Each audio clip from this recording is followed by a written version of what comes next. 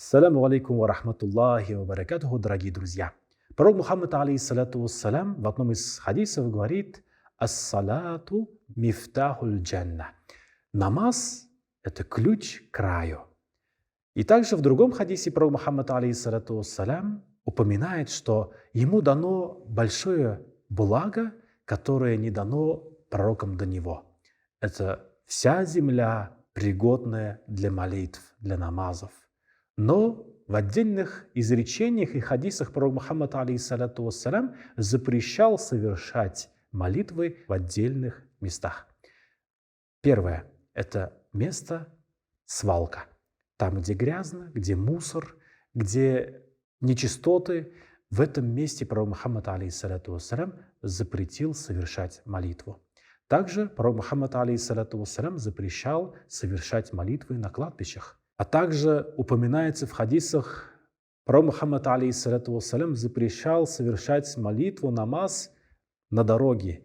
Прямо на дороге в таком виде, что мы будем мешать прохождению людей, то, что мы таким образом будем сами отвлекаться и другим людям будем мешать передвигаться по их пути. То есть если человек хочет прочитать молитву, то он должен отойти в сторонку, чтобы ни самому не отвлекаться и чтобы людям не доставлять неудобства, не вводить их в грех. Также пророк Мухаммад, алейхиссалату вассалям, упоминает бани.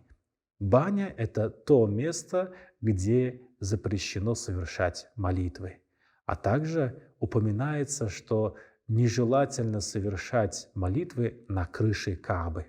В отдельном хадисе пророк Мухаммад, алейхиссалату вассалям, упоминает, что запрещено совершать намаз на скотобойне, потому что это тоже является то место, где очень много нечистот. Дорогие друзья, давайте постараемся своими молитвами, намазами приближаться ко Всевышнему Аллаху Тааля.